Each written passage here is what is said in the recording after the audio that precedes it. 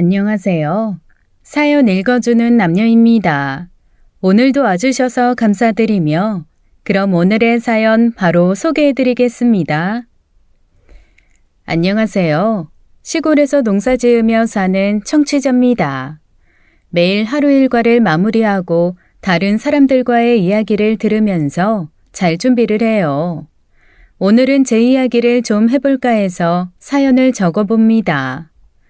저는 23살에 시집을 와서 남편이 대대로 물려받은 비닐하우스 밭 깻잎 농사를 지었어요. 남편은 묵묵하게 자기 일을 잘하는 스타일인데 무뚝뚝하긴 하지만 저에게는 다정하고 좋은 남편이에요. 크게 투정을 부리는 일도 없고 사소한 것들을 부탁하지도 않죠. 오히려 제가 먹고 싶다거나 좋아한다고 한 게 있으면 기억해 두었다가 때가 맞을 때 챙겨주곤 하는 사람입니다. 그건 연애를 시작했을 때부터 지금까지 변함없어요. 시부모님은 시어머니만 계셨는데 그 시절 시어머니 치고는 시집살이도 많이 안 시키셨어요. 특히 저녁 준비 같은 건 시어머니가 혼자 하셨습니다. 한창 농사일이 바쁠 땐 하루 종일 농사일하고 온 제가 부엌 근처에라도 가면 예, 그 피곤한 몸으로 어딜 들어오니?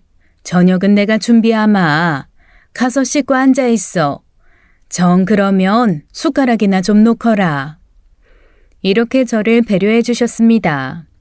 그래서 처음 해보는 농사일도 어렵지 않게 배울 수 있었죠. 매일매일이 평화롭게 흘러갔지만 시간이 흐르면서 문제가 하나 생겼습니다. 우리 부부에게 3년째 아이가 생기지 않는 거였어요. 모든 걸 제 편의에서 봐주던 시어머니도 아이 얘기가 나오면 표정이 굳으셨습니다. 가족들끼리 있을 땐 아이 얘기가 나올 일이 없었지만 다같이 텔레비전을 보거나 이웃 주민들과 얘기하다가 어느 집에 손주 얘기가 나오면 표정이 어두워지셨어요. 그렇게 결혼한 지 5년 정도 되었을까요? 드디어 저희 부부에게 아기가 생겼습니다. 어렵게 생긴 아이인 만큼 임신 기간 동안 저는 거의 여왕 대접을 받았죠. 초기에는 집안에서 한 발자국 움직이려고 하면 모두가 나서서 말릴 정도였어요. 서러운 일 없이 어쩌면 부담스러울 정도의 대접을 받으면서 임신부 생활을 했습니다. 그리고 건강한 남자아이를 출산했어요. 온 집안이 복덩이가 된 아들은 아기일 때부터 좋은 것만 먹고 좋은 것만 입고 컸습니다. 젊은 사람이나 아이가 없는 시골 마을이라서 아들은 온 동네 사람들의 사랑과 정성으로 자랐죠. 그렇게 사랑과 정성으로 아이를 키운 지 2년쯤 되었을 때 생리 때마다 몸이 너무 안 좋아서 산부인과에 갔습니다. 여러 가지 검사 후 충격적인 얘기를 들었죠. 자궁 근종이 여러 개 보여요. 이것들 모두 제거하는 방법도 있지만 여기 이거 보이시죠? 이거 하나가 크기가 유독 크고 위치가 안 좋아요. 어쩌면 자궁을 적출하는 것이 더 안전할 수도 있습니다. 여자로서 자궁을 없앤다는 사실이 무서웠고 자궁 적출을 하면 앞으로 아이를 더 낳을 수 없다는 사실이 저를 힘들게 했습니다. 며칠 고민하며 힘들어하는 저를 보면서 남편은 이렇게 말했어요. 우리한테 아이가 없는 것도 아니고 이미 건강하게 태어난 아이 있잖아. 나는 앞으로 태어날 아이보다 당신 건강이 더 중요한 것 같아. 큰 마음을 먹고 자궁 적출을 하게 됐습니다. 솔직히 저는 앞으로 아이를 낳을 수 없다는 사실에 시어머니 눈치가 좀 보였거든요. 그런데 수술 후 안정을 취해야 하는 기간 동안 임신했을 때보다 더 지극정성으로 저를 챙겨주시는 어머님을 보면서 눈물이 날 때가 여럿 있었어요. 그렇게 무사히 회복기가 지나갔죠. 그즈음 동네에 제 아이만 하나 있는 게 영 마음에 걸렸습니다. 아이가 없어서 이렇다 할 유치원도 없고 같이 놀만한 아이들도 없었으니까요. 남편은 아이가 농사보다는 공부를 했으면 좋겠다고 했습니다. 그래서 저희는 진지한 고민과 의논 끝에 결정을 했어요. 초등학교 때까지는 여기서 좋은 자연과 잘 키우고 중고등학교 때는 서울 유학도 고려하자고 말이죠. 아들은 중학교에 가서도 학교 생활을 잘 했습니다. 특히 공부를 잘해서 선생님들께 칭찬도 많이 받았죠. 그래서 아이가 중학교 3학년이 되던 겨울방학에 처음으로 애를 서울로 보냈습니다. 깻잎 농사는 겨울에도 쉴 수가 없어서 아이를 혼자 보내야 했는데 그때 미안해하는 저를 보면서 아들이 했던 말을 잊을 수가 없어요. 저 혼자 잘할 수 있어요. 엄마 아빠 못 도와드리고 저 혼자 공부하러 가서 죄송해요. 겨울방학 단기 유학은 성공적이었습니다. 그래서 저희는 큰 결심을 하고 아들을 혼자 서울로 보냈어요. 처음엔 전화도 서로 많이 했습니다. 힘들진 않아? 뭐 먹고 싶은 건 없고? 엄마, 여기 먹을 거 진짜 많아. 분식집 가면 메뉴가 100개야. 그리고 하나도 안 힘들어요. 학교도 가까워. 그래도 너무 힘들면 꼭 얘기해. 꼭 공부 너무 잘하지 않아도 괜찮아. 엄마, 나 친구도 많아. 친구 부모님들도 나 진짜 예뻐해. 잘해주셔. 처음엔 하루에 한 번 정도씩은 꼭 통화를 했는데 시간이 지날수록 전화 오는 횟수가 줄어들었어요. 하지만 애가 서울 생활에 적응할수록 다니는 학원도 많아졌고 저희도 아들의 서울 유학비와 학원비를 대기 위해서 밤낮으로 열심히 일을 했기 때문에 서로가 너무 바빠 연락이 소홀할 수밖에 없다고 생각했습니다. 또 애 공부하는데 괜히 연락으로 방해하고 싶지 않았고요.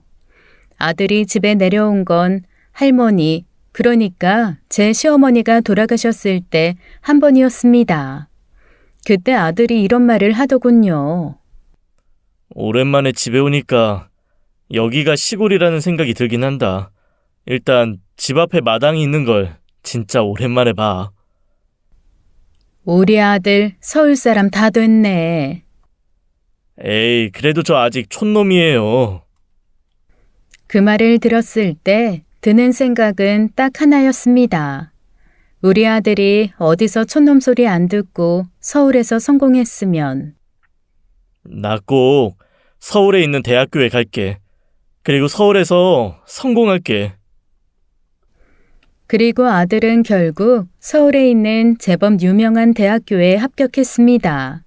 이름만 대면 모두가 아는 3대 대학교였어요. 온 마을에 축하를 받으면서 아들은 대학교에 입학했습니다. 그리고 시간이 흘러 아들은 서울에 제법 이름 있는 기업에 취업을 했어요. 어린 나이에 혼자 서울에 올라가서 힘든 일이 분명히 있었을 텐데 결국은 목표를 이룬 것이 너무 기특했습니다. 제 자랑이었죠. 동네 사람들도 모두 부러워했습니다. 취업하고 첫 월급을 받은 주말, 아들은 두 손에 선물을 잔뜩 이고 지고 왔어요. 서울에서 유명하다는 빵집의 빵들, 백화점 쇼핑봉투에 담긴 내복이나 튼튼한 조끼 등등 선물보다도 아들의 마음이 더욱 기특했습니다. 그날은 저도 있는 솜씨 없는 솜씨 다 발휘해서 상을 든든히 차렸죠.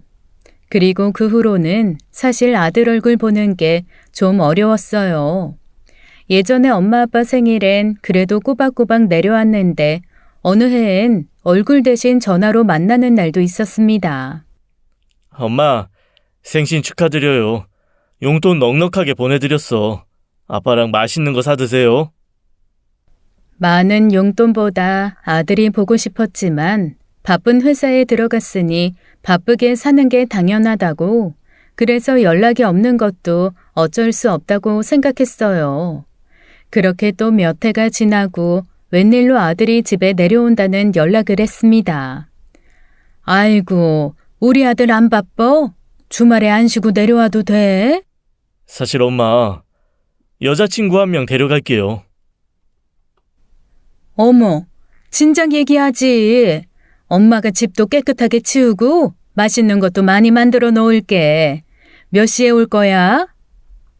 진짜 아들 다 키웠단 생각이 들었습니다. 그리고 그 주 주말 아들이 여자친구를 데리고 왔죠. 여자친구는 한눈에 봐도 야무진 서울 아가씨였어요. 들어보니 서울에서 사업을 한다고 했습니다. 저는 잘 모르지만 홍보 대행사를 한다더군요. 직원도 5명 정도 있어요. 이 사람이 저보다 돈도 잘 벌어요. 저의 또래에는 여자 혼자 직원까지 부리면서 사업을 한다는 게 상상도 어려운 일이잖아요. 똑 부러지고 똑똑한 아가씨를 만났구나 싶었습니다. 아들이 좋다고 이 시골까지 데리고 온 여자인데 허락이고 말고 할 것이 어디 있나요? 당연히 허락하고 즐거운 마음으로 식사를 차렸죠. 여기 갈비찜이랑 새우도 많이 먹고 이 깻잎전은 우리가 키운 깻잎으로 만든 거라 향이 좋아요. 많이 먹어요. 아, 네. 제가 원래 많이 먹진 못해서 그래도 잘 먹겠습니다. 왠지 빨리 먹는 느낌이 좀 들었지만 불편한 자리라 그러겠거니 생각했죠. 식사를 마친 두 사람은 빠르게 길을 떠나려는 것 같았습니다. 왜 조금 앉아서 소화도 시키고 가지? 아니에요. 얼른 올라가서 좀 쉬고 또 출근하지. 또 올게요. 그 말에 더 붙잡을 수가 없겠더라고요. 아쉬운 마음을 뒤로하고 두 사람을 보내주었습니다. 나중에 서울에 올라가 상견례 하면서 보니 사돈 어른들도 딸을 아주 독립적으로 키우신 것 같았습니다. 우리 아들도 고등학교 때부터 혼자 큰 것이나 다름없으니 그래도 두 사람이 잘 만나보단 얘기를 나누면서 상견례는 좋은 분위기로 끝났죠. 그리고 시간이 흘러 아들의 결혼식 날 저와 남편은 하루 먼저 서울에 올라갔고 동네 사람들은 빌린 관광버스 한 대를 타고 올라왔죠. 온 동네의 사랑을 받고 큰 아이다 보니 마을 어른들, 친구들이 모두 한마음으로 축하해 주었습니다. 결혼식이 모두 끝나고 동네에 내려와서도 잔치를 열었어요. 모두 둘러앉아 음식을 나눠 먹는데 한 친구가 그러더군요. 근데 애들은 서울에 사는 거지? 당연하지. 회사 사장님이고 좋은 회사 다니는데 시골 와서 살 이유가 뭐가 있어? 아니 그 신부 친구들인 것 같은 아가씨들이 시댁이 너무 시골인 거 아니냐고 걱정하더라고. 그래서 혹시나 했지.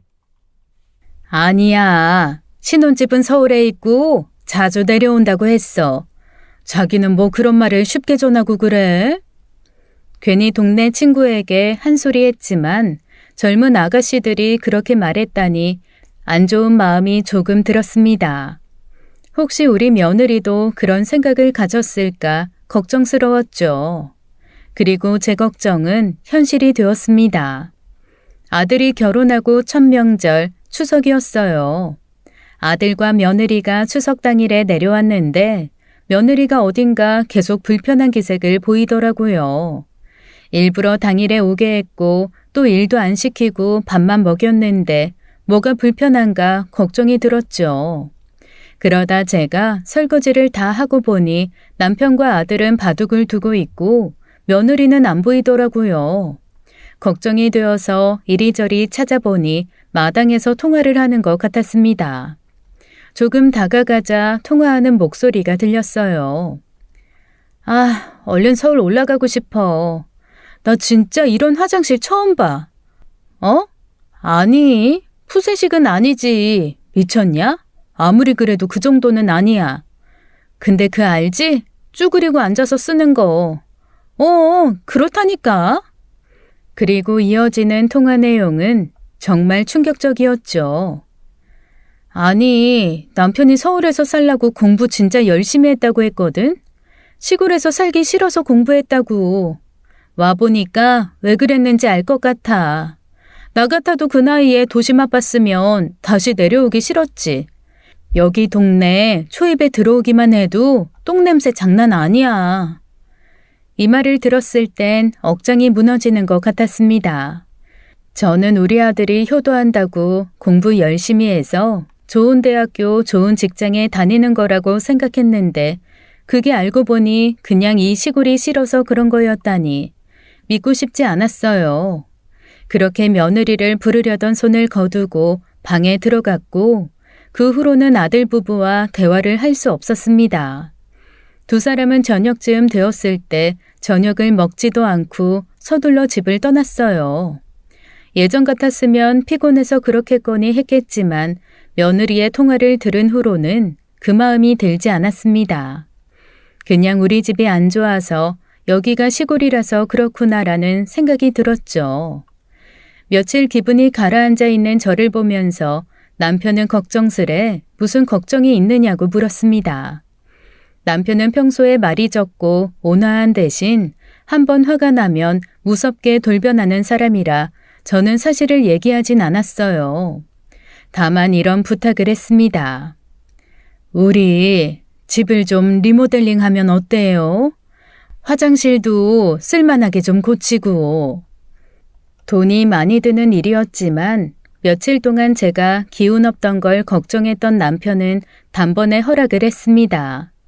아마 마누라의 속마음을 눈치챘을 수도 있죠. 아무튼 집은 몰라보게 달라졌습니다. 화장실도 깨끗해졌고 장판도 당시 유행하던 스타일의 흰색 나무 모양으로 다시 깔았습니다. 집을 싹 고치고 나니 아들이 오는 날이 기다려지더라고요. 와서 기뻐한 아들의 모습, 놀라는 표정이 기대됐습니다. 그리고 몇 개월 후 제 생일날 아들과 며느리가 집에 왔어요. 아들, 집 좀 봐. 우리 싹 뜯어 고쳤어. 화장실도 깨끗하게 바꾸고. 어때? 괜찮지? 멋있지? 그렇네. 두 분 이제 편하게 사세요. 기대했던 반응은 아니었습니다. 저는 좀 더 놀라하면서 좋아할 줄 알았는데 아들도 며느리도 심드렁 하더라고요. 그리고는 더 놀랄 만한 소식을 들고 왔죠. 사실 엄마, 이 사람 임신했어요. 예정보다 빠르긴 한데. 어머나, 그 사실을 왜 지금 말해? 얼마나 됐어? 여기까지 내려와도 되는 거야? 좀 조심해야 되는 시기 아니냐? 이 정도는 괜찮대요. 비행기 타는 것도 아니고. 그래도 임신 초기엔 조심해야 돼. 무리하지 말고. 그래서 우리 한 10달은 명절에도 못 올 것 같아서 말씀드리려고. 아니, 당연하지. 이때는 몸 관리 정말 잘해야 하는 거야. 우리가 서울로 올라가도 되는 거니까 조심 또 조심해라. 맞다. 엄마도 나 낳고 안 좋아서 자궁 떼었다 했죠, 참. 모두가 기쁨에 들떠 있을 때 아들의 한마디는 분위기를 차갑게 만들었습니다. 조용히 웃음만 띄우고 있던 남편이 한마디 했죠. 그런 말 함부로 하는 거 아니야. 이 얼마가 얼마나 힘들어했는데. 싸해진 분위기를 수습하기 위해서 결국 또 제가 나섰습니다. 아니, 지난 얘기는 하지 말고. 아무튼 먹는 거 잘 먹고 몸 관리 잘하고 필요한 거 있으면 언제든 연락해라. 아니다, 내가 올라가서 좀 봐줄까? 됐어. 엄마는 깻잎이나 잘 키워요. 서울에는 그런 거 관리하는 곳들 많아서 다 괜찮아요. 그 말이 어쩐지 서운했지만 그래도 시어미가 가서 돌봐주는 것보단 나을 것 같아서 고개를 끄덕일 수밖에 없었죠. 얘는 말로라도 좀 좋다고 해주지. 아무튼 알았다. 니들이 알아서 잘하겠지. 그렇게 아들 부부는 서울로 올라갔고 시간은 10달이 흘러서 드디어 손주가 태어났습니다. 제 아들을 똑 닮은 손자였죠. 역시 시도두금 못한다더니 어떻게 애비랑 똑 닮았네 그래. 며느리는 정색을 하더라고요. 어머니, 요즘에 그런 말 하시면 안 돼요. 제가 기분 나쁠 수 있단 것도 생각해 주세요. 머쓱했습니다. 우리 동네 제 또래들 사이에서는 흔히 하는 말인데 쓰는 말도 또 다른가 하는 생각이 들어서 위축됐죠. 시골에 살면서 열심히 농사 짓는 게 절대 창피한 일도 아니고 나름 보람을 느끼면서 살았는데 왠지 며느리 앞에만 서면 그게 잘못인 것처럼 느껴지는 게 마음 아팠습니다. 어쨌든 별개로 손자는 정말 눈에 넣어도 안 아프더라고요.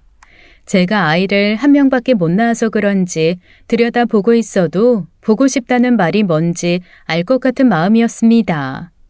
손주를 계속 보고 싶은 마음에 며느리에게 말했어요.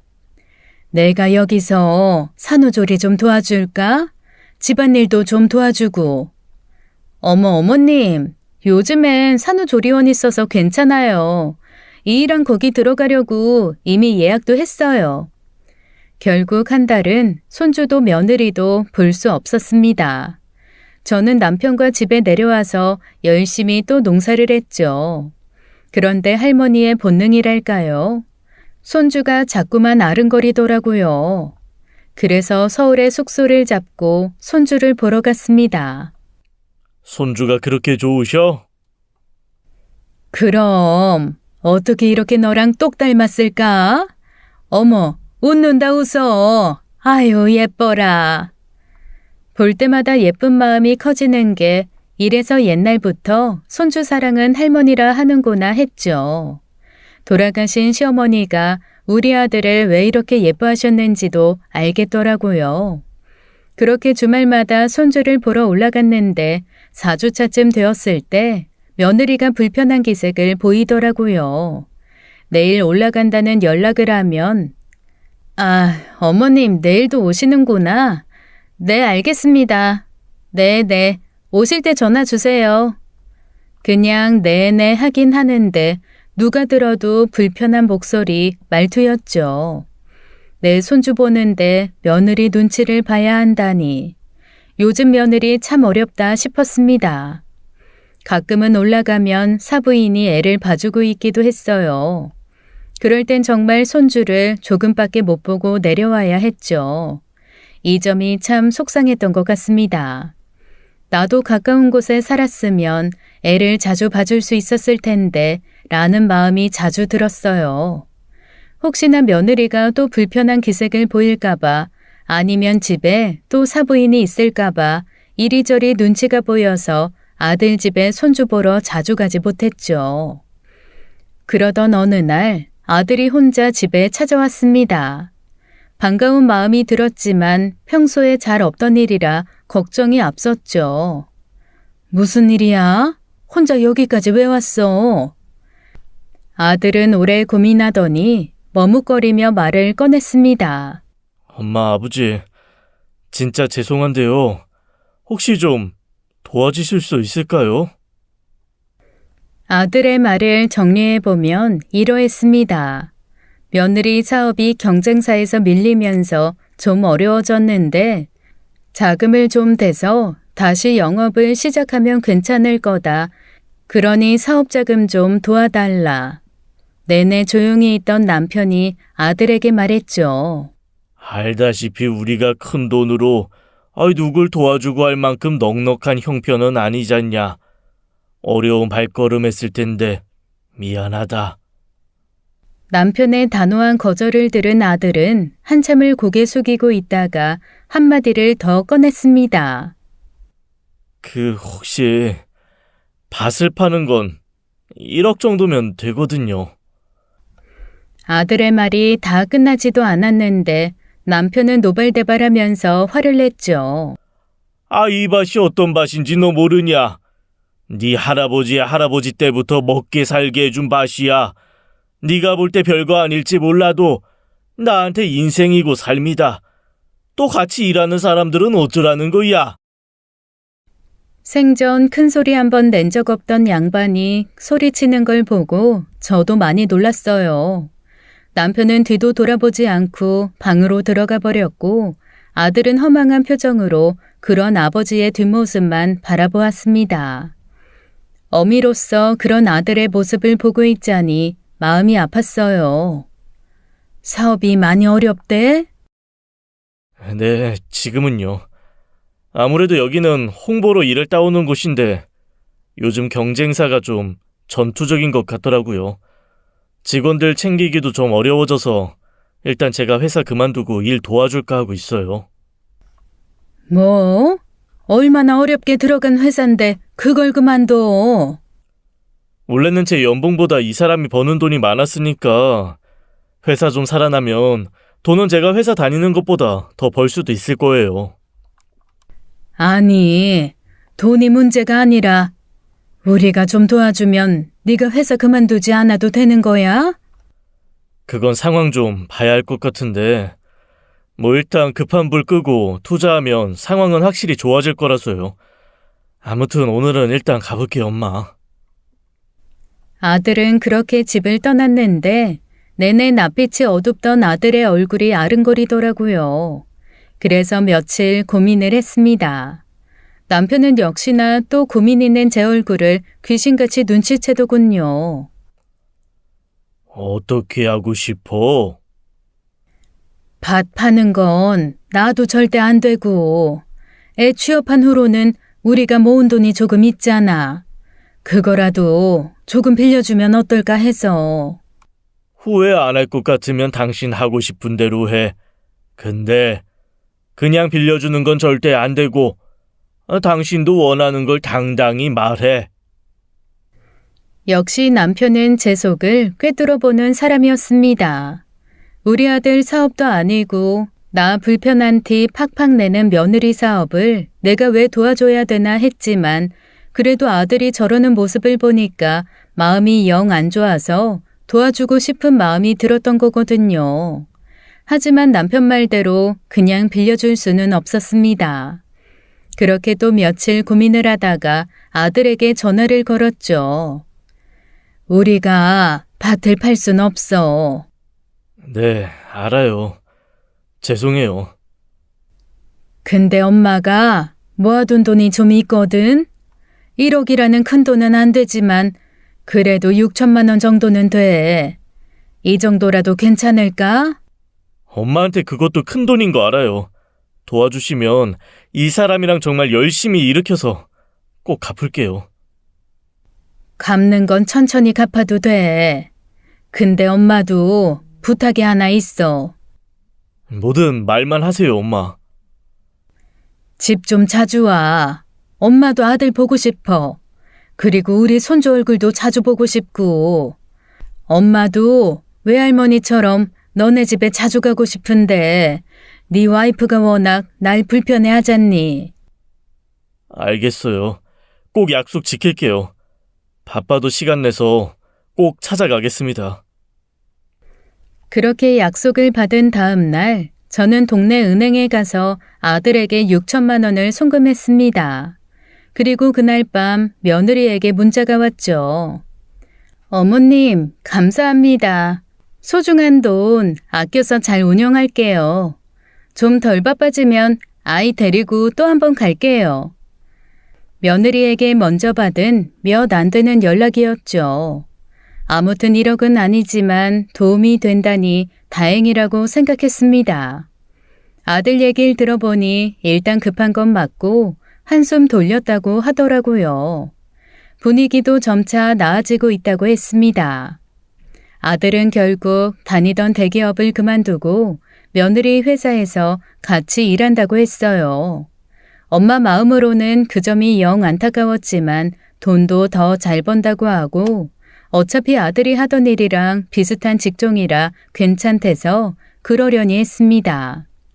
그리고 몇 주 후에 누구의 생일도 명절도 아닌데 아들 부부가 손주를 데리고 집에 왔습니다. 오랜만에 보는 손주는 이제 제법 옹알이도 하고 배밀기도 하더라고요. 그 모습을 보니 또 어찌나 좋던지요. 그 후로도 아들과 며느리는 확실히 달라진 모습을 보여줬습니다. 그해 추석에는 어머님, 저희 이번엔 명절 전날 가려고 하는데 혹시 제가 뭐 사갈 거 없을까요? 이런 전화를 하기도 해서 제가 정말 놀랐습니다. 빈손으로 와서 전이나 좀 집어 먹으라고 했죠. 그리곤 정말 과일이니 뭐니 이것저것 사오고 명절 음식 하는 것도 좀 도와주고 했습니다. 옛날 아들 방에서 하룻밤 자는 새 가족을 보면서 마음이 얼마나 좋았는지 몰라요.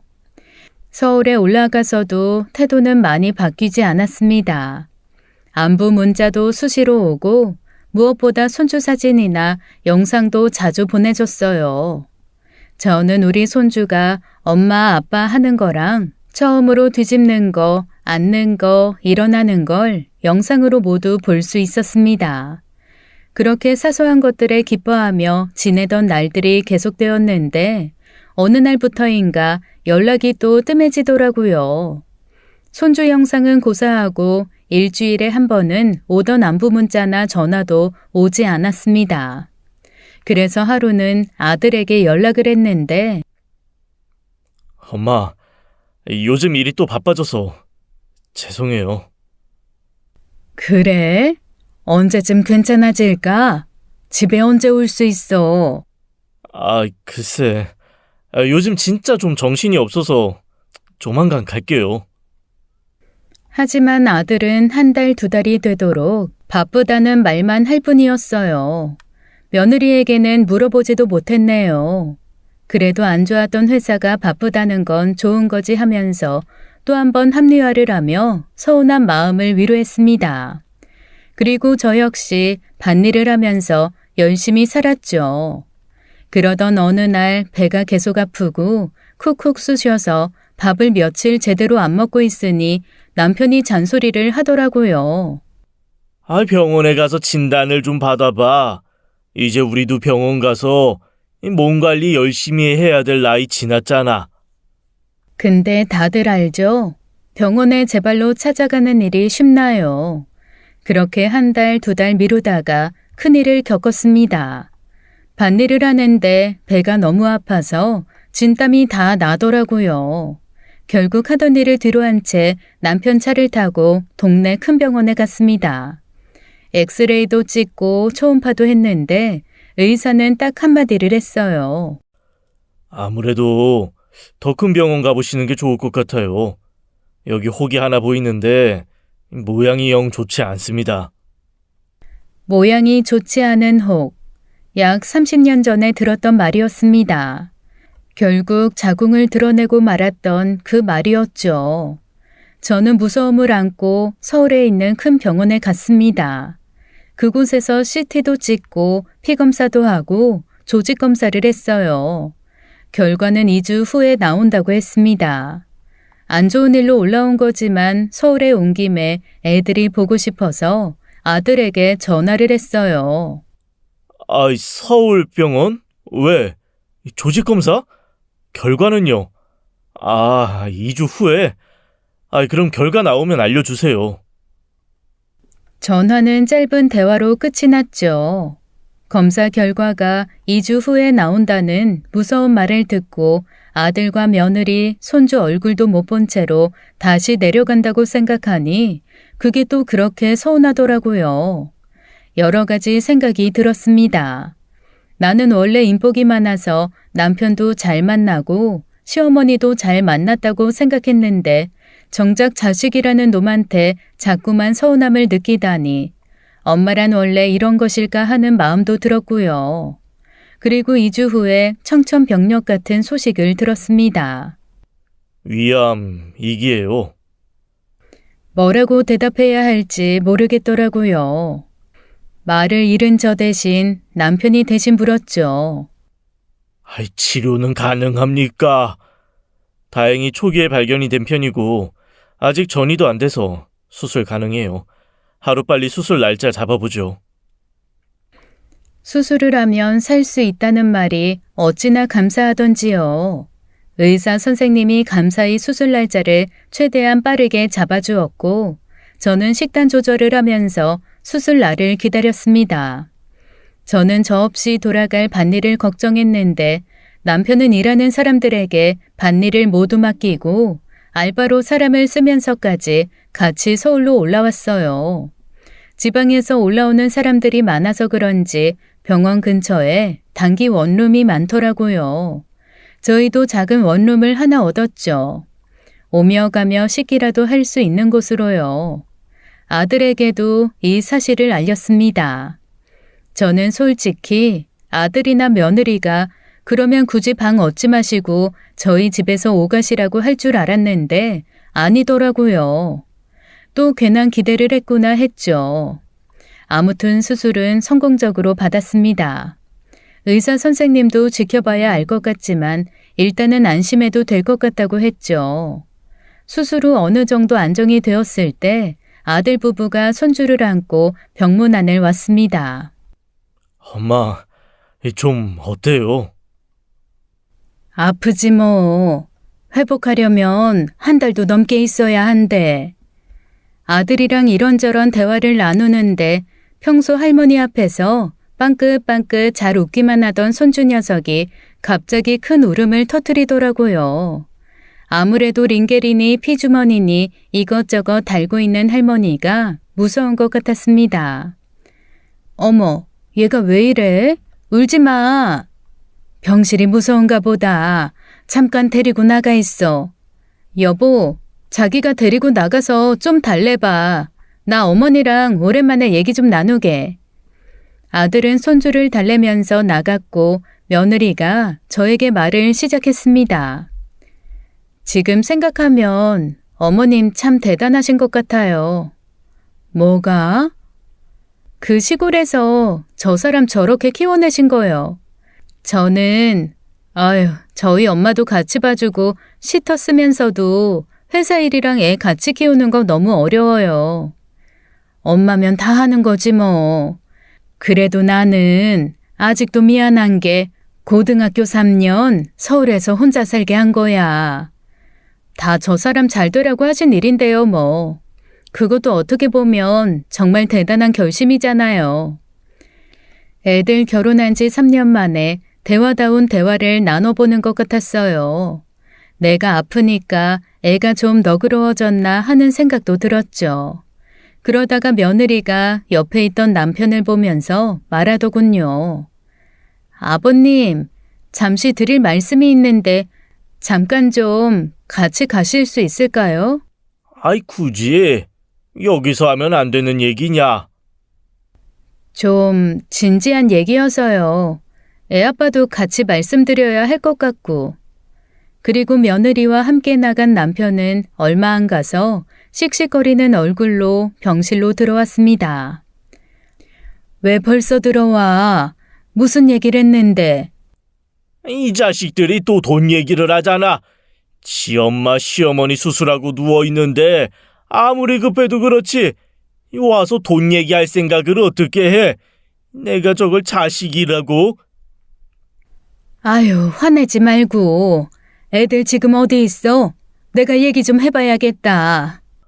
아이, 몸도 안 좋은데 어딜 가겠다고 그래? 그냥 있어.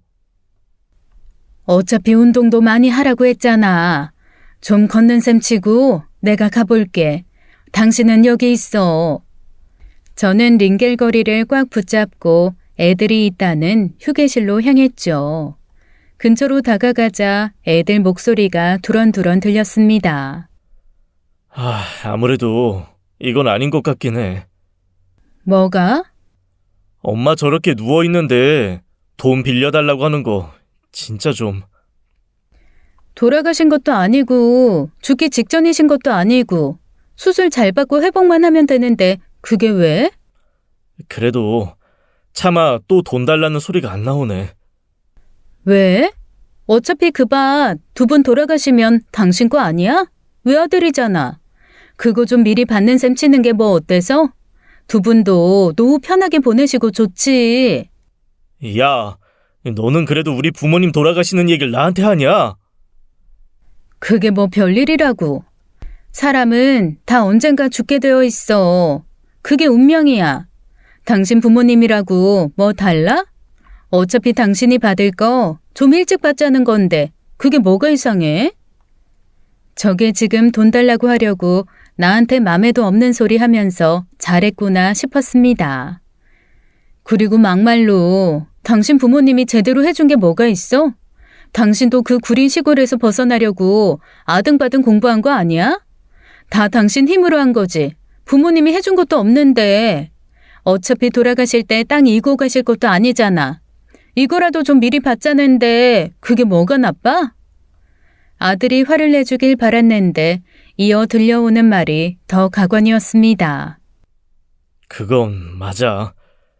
처음에 서울 왔을 때 시골에서 태어난 걸 얼마나 원망했는지.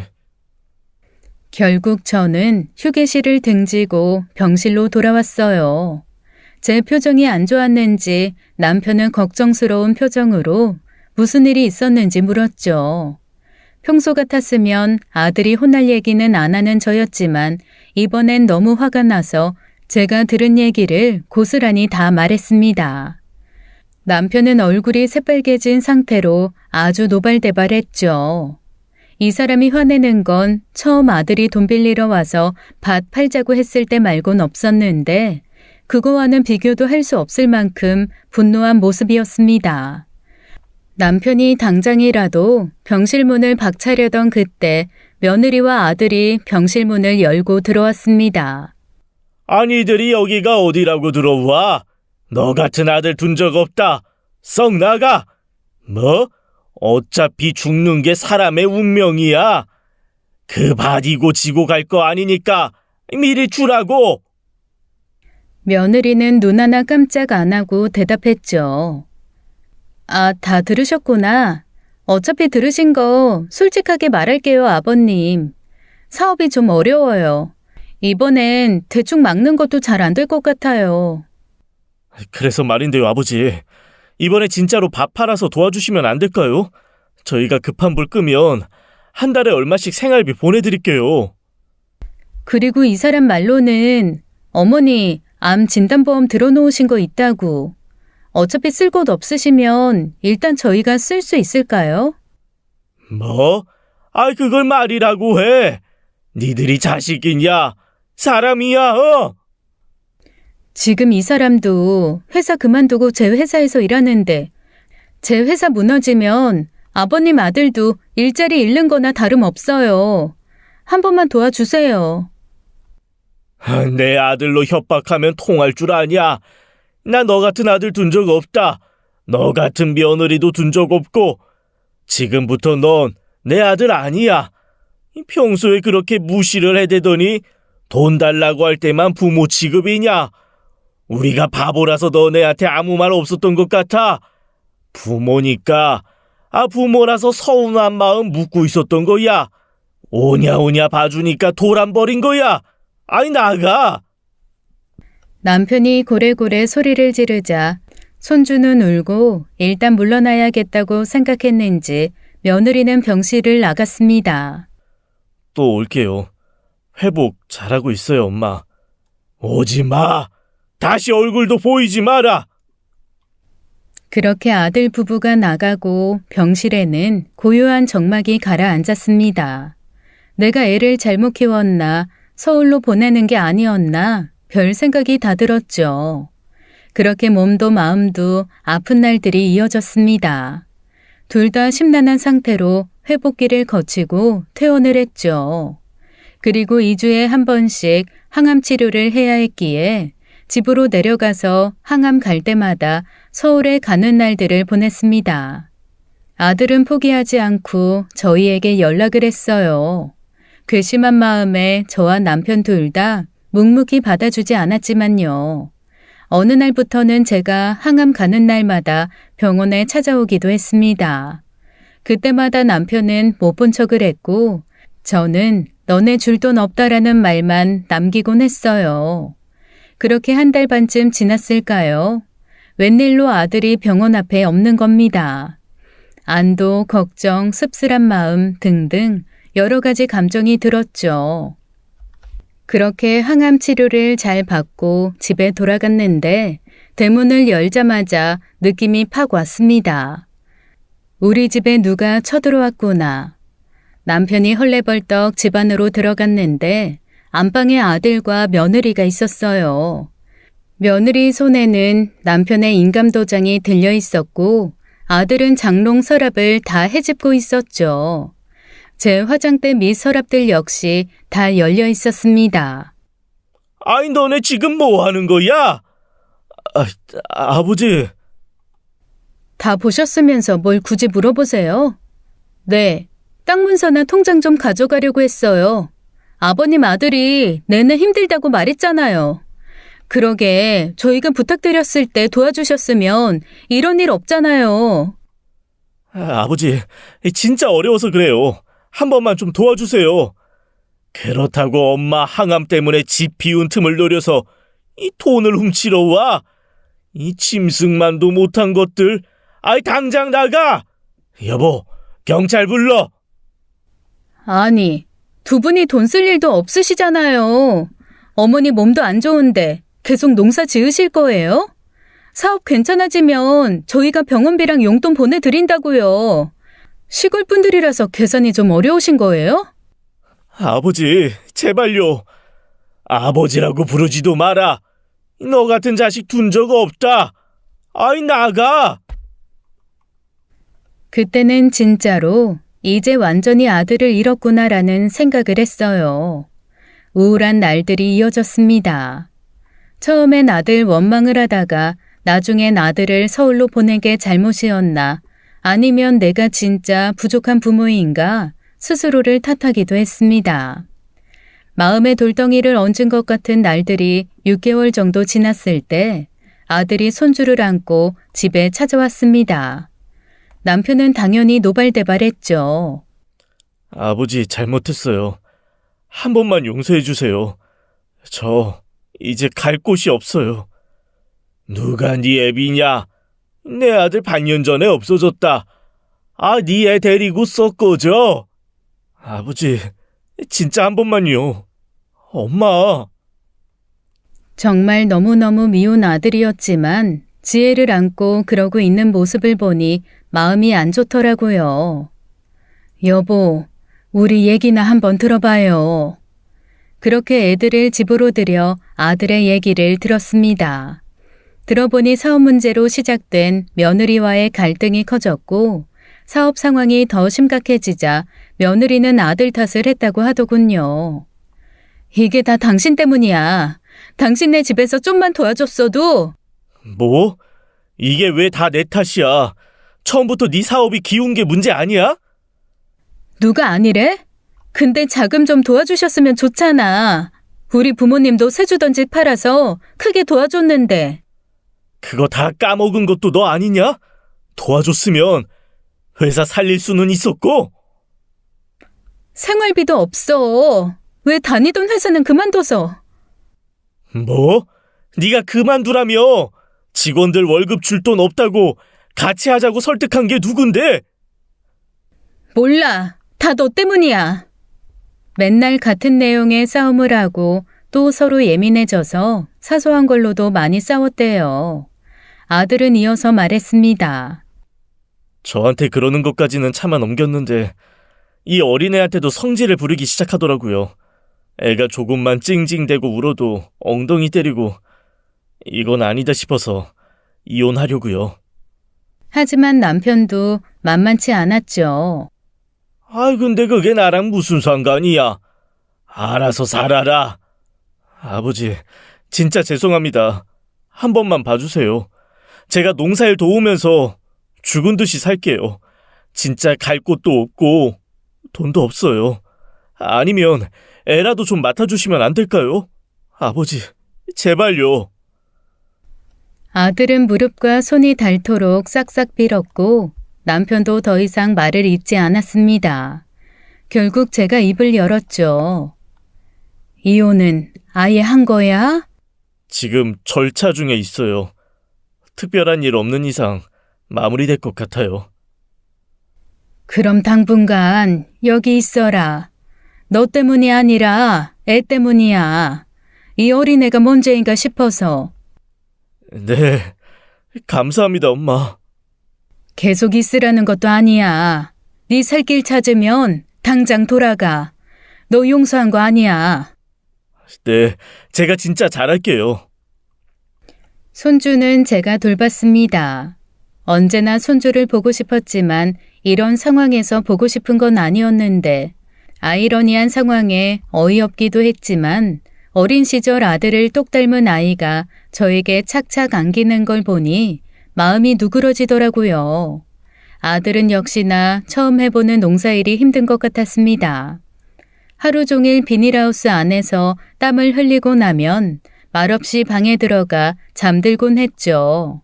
그래서 남편과 저는 아들이 조만간 서울로 올라갈 거라고 생각했어요.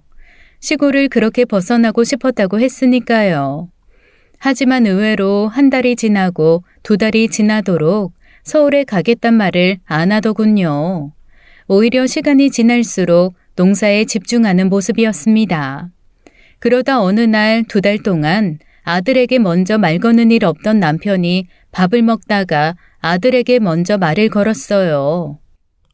아이, 너 서울 안 올라가냐? 일 안 구해? 아이, 아버지, 조금만 더 여기에 있을게요. 왜? 일자리가 없드냐? 아니요, 아직 안 구했어요. 아이, 그럼 언제까지 여기 눌러붙어 있으려고? 난 너 계속 볼 생각 없다. 아들은 대답하지 않고 묵묵히 밥을 떠먹었죠. 그렇게 또 4달이 지나도록 아들은 서울 갈 생각이 없어 보였습니다.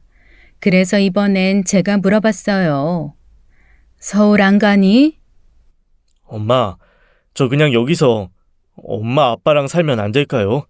아니, 제가 농사일 지금보다 더 열심히 할게요. 갑자기? 시골 벗어나고 싶어서 공부 열심히 했다더니? 어릴 때 서울에 혼자 올라가서 거기 있는 모든 게 좋아 보여서 그랬던 건 맞아요. 근데 지금 여기서 살다 보니 몸은 힘들어도 마음이 편한 게 제일이라는 생각이 드네요. 네 아닐 땐 싫고 필요할 때만 좋고? 솔직히 처음엔 갈 곳 없어서 온 거 맞아요. 근데 지내다 보니까 엄마랑 아버지랑 있는 것도 좋고. 그래도 우리는 아직 너 완전히 용서 못한다. 제가 앞으로 진짜 잘할게요, 엄마. 그리고 그땐 제가 상황에 미쳐서 어떻게 됐나 봐요. 정말 죄송해요. 처음엔 애 엄마 탓만 했는데 저도 미친놈이었던 게 맞죠. 앞으로 다 갚을게요, 엄마. 진짜 죄송해요. 처음엔 그 말들 진짜 다 안 믿었거든요. 그런데 그 후로도 아들은 지 아빠보다 더 열심히 하우스 일을 하더라고요. 똑똑해서 그런지 일을 좀 더 쉽게 할 만한 방법도 찾아서 남편이나 같이 일하는 사람들의 수고를 덜어주기도 했습니다. 그쯤 되니까 남편도 서서히 아들을 다시 받아들이기 시작했죠. 이게 벌써 5년 전 일이고요. 손주는 이제 6살이 되었고 과거에 아들이 그랬던 것처럼 동네 어른들의 사랑을 듬뿍 받으면서 자라고 있습니다. 애 교육에 대한 걱정이 벌써 들지만 그건 차차 아들이랑 상의해 보려고요. 저는 아직도 아들 녀석의 학벌이나 경력이 아까워서 가끔씩 묻곤 합니다. 서울 생활 안 그리워? 아깝지 않어? 그럼 우리 아들은 이렇게 대답합니다. 네. 요즘은 깻잎 농사 쉬는 철에 다른 거라면 좋겠다면서 이것저것 알아보고 있어요. 남편이 아무리 서울로 다시 가라고 잔소리를 해도 자기는 이 마을 이장할 거라는 농담을 하기도 합니다.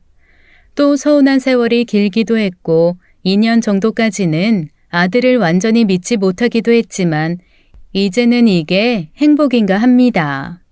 그러니 혹시 지금 안 좋은 일을 겪는 여러분, 가족 간의 갈등이 있는 여러분이 있다면 언젠가는 꼭 좋은 날이 올 거라고 응원해드리고 싶어요. 저의 긴 얘기 들어주셔서 감사합니다. 저는 또 다음 사연을 재밌게 듣겠습니다. 지금까지 사연 읽어주는 남녀였습니다. 끝까지 시청해주신 여러분 감사드리며 저희는 다음 사연으로 돌아올게요. 감사합니다.